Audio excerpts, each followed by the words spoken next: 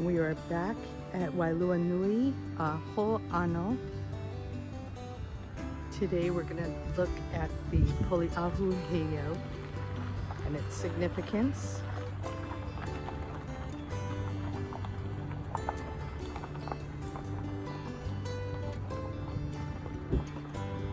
And as you look out towards the bend of the river, you're looking out towards the Wailua River in the Lidgate area where the Hikinakala HEIAU and the Hau'ola City of Refuge, the Pu'uhonua, is down there, and also another HEIAU that the public has no access to, Malai HEIAU.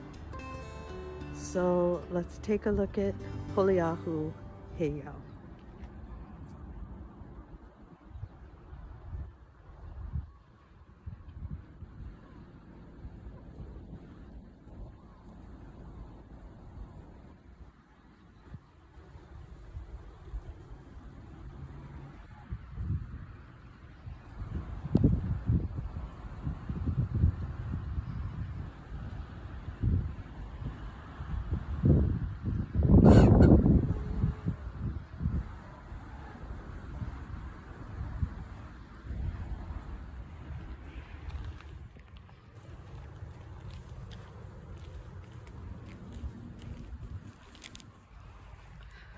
So we're entering the part of the Wailua HEIAU complex known as Poli'Ahu. This is right across from Opaika'a Falls.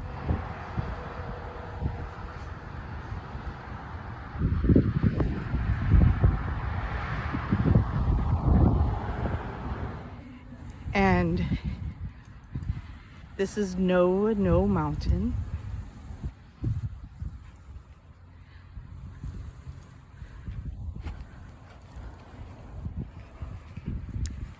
HEIAU are significant in Hawaiian culture as they are used for multiple reasons. This HEIAU is what we refer to as a luakini. A luakini HEIAU was used for political purposes by an ali'i, which is a chief.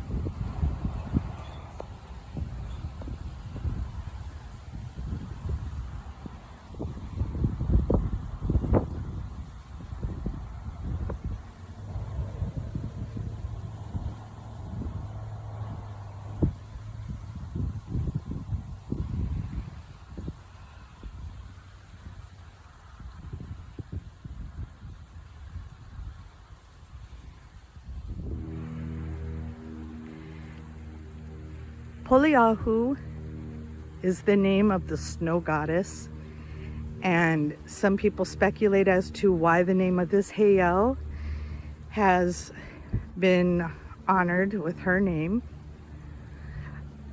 But the HEIAU was built somewhere between the 1600s through the 1700s, and it would look much different inside the walls. The walls are 5 feet wide and were 5 feet high. And as you can see, we have the la'i, the green tea leaf that is used as a protection plant. Now this HEIAU would include structures such as an anu tower,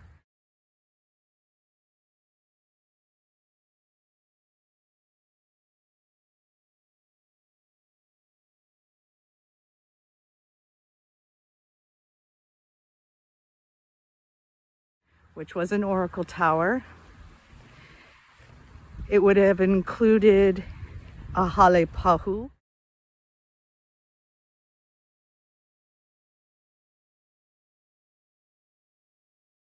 which is a structure in which you would house the sacred drums. There would also be an ahulele,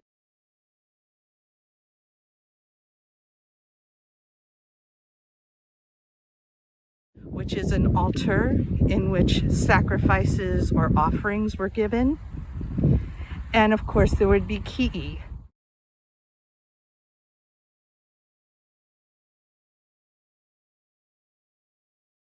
or tiki.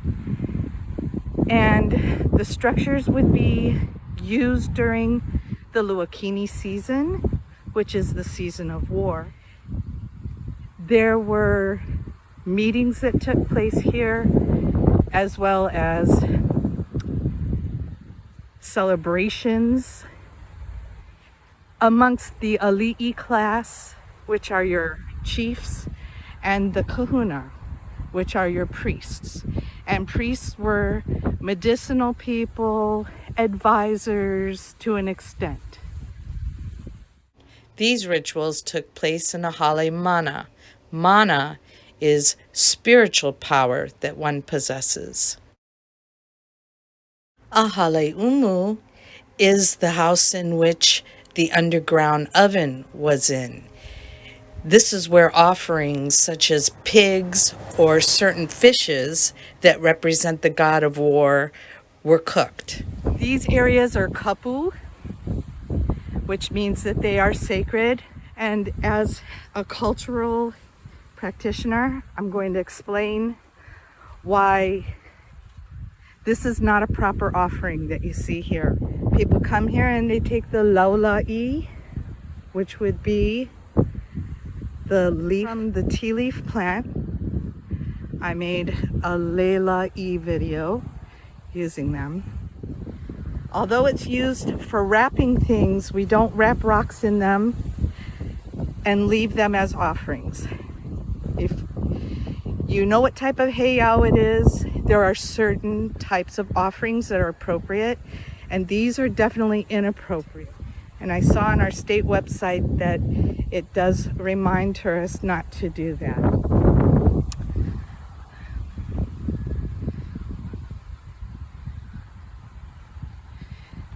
Heiau that were built on top of hills, such as this one, also were used as observatories so that you could see stars and celestial happenings. Hawaiians were lunar calendar people, so the moon was almost more important than the sun to them.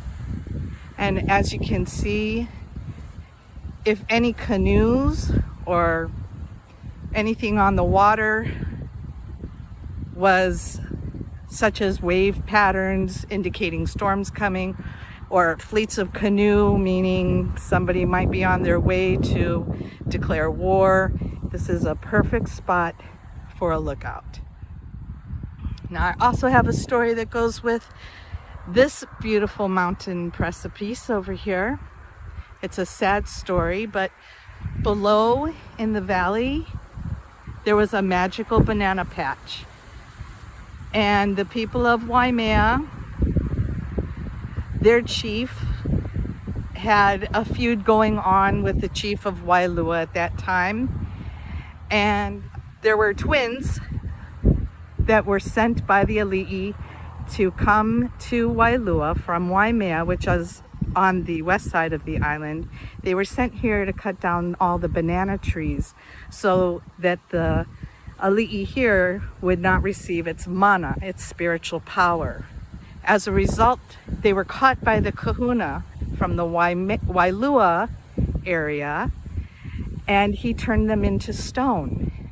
And they are separated now forever because the other sibling is located in the middle of Wailua River on your way up towards Waialeale and Fern Grotto.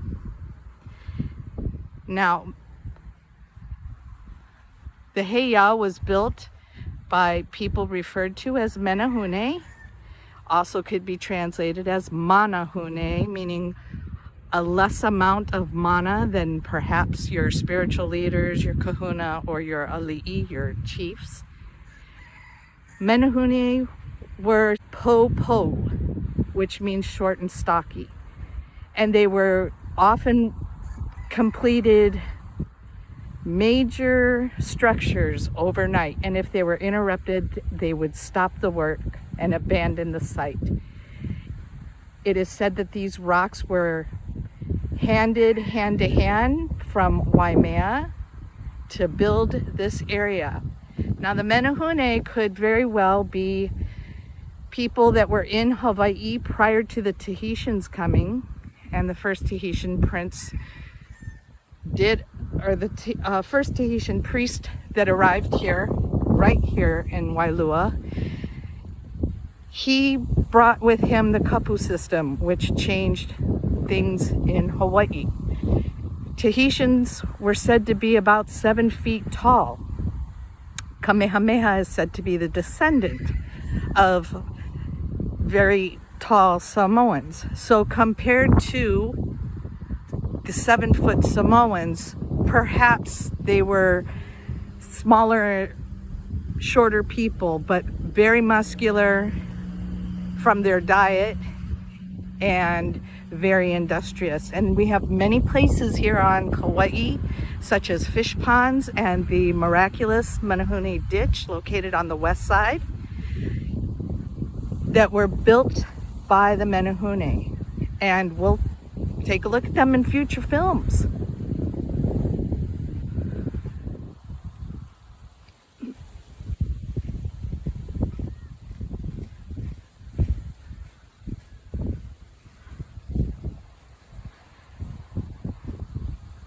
Now throughout the corners, some of the corners of the heiau over here, some of the people that would come down here would sharpen their stone adzes, which are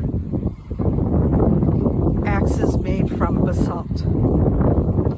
And again, there's some red basalt rocks up here. And at one time, the walls were 5 feet high and 5 feet wide. And you can see that within the heiau, I don't know if that is a true rock standing up there. There are rocks that are stood up like that are fishermen's shrines. So we usually see that at the beach, but that doesn't mean that this wasn't part of something else up here. And it seems as if they have some kind of maybe doing some native plants or doing some kind of work within the walls there. Again, this is a luakini heiau, a heiau luakini rather. This is where political events took place. And during the season of Ku, which is the hot season, it is the season of war. This place would have the aforesaid mentioned structures.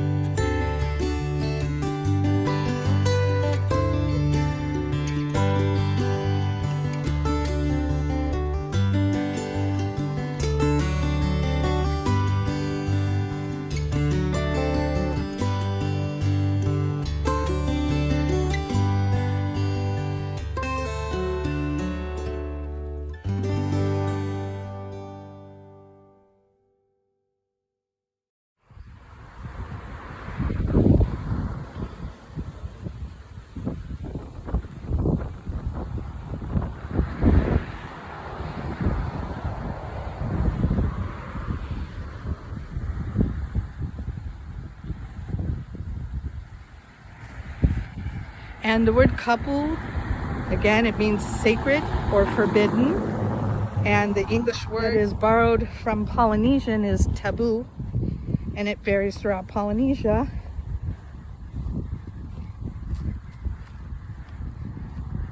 But it is a root word of Polynesian origin. Okay.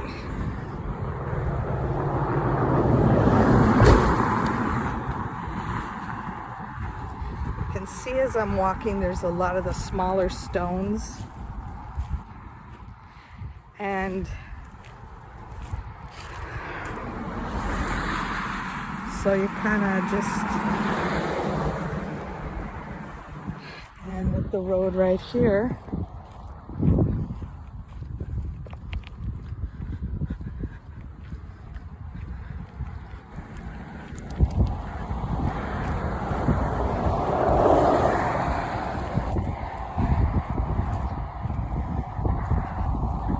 and one of the first plants to grow out of lava rock are fern, and also a tree that's very sacred here called lehua, which we're now experiencing a disease with.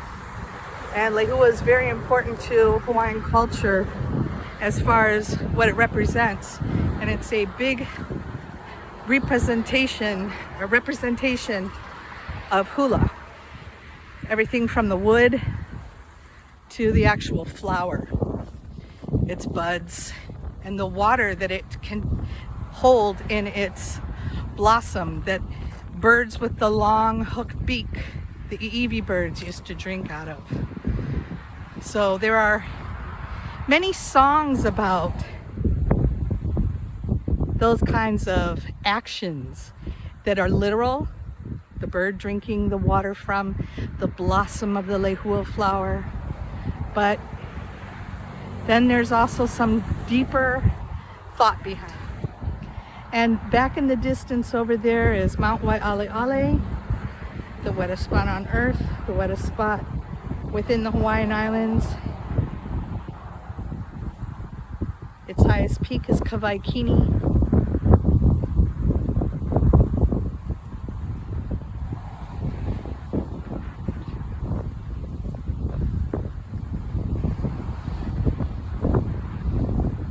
So you'll find some piles around the HEIAU that were actually flint piles, piles in which people sharpening adze, blades, they left piles of their flint stones.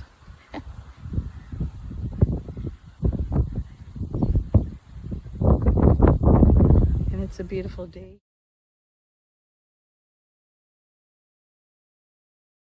You can see the beautiful, expansive Pacific Ocean. This is the East Coast, so there's nothing between us and the Pacific coast of the Americas. It's a pleasant day.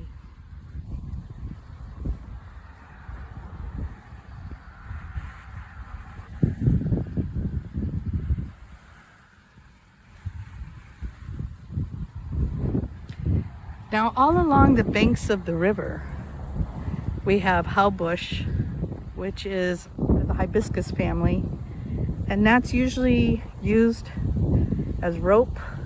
The inner skin we take out and make rope from it. It's not one of the strongest fibers for rope, but if you know what you're doing, you can make it pretty industrious. We also make hula skirts out of those fiber skirts.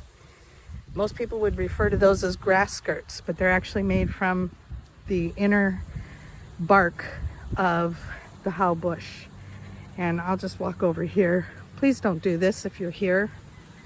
I'm just doing it because there's a village below down there that I know very well, and I've been up here. I will attempt to go no further, but all along the banks of the rivers, most rivers here in Hawaii, we have the haubush. It has a yellow flower that starts out in the morning and throughout the day it turns a beautiful red color. So here's just another look at the river.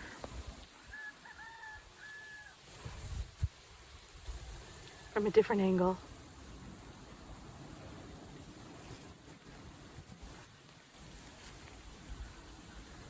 Over here, this is real oleander. This is real oleander. You don't want to use this. It's poisonous. And I believe it's introduced as well. Nevertheless, another beautiful day here on Kauai.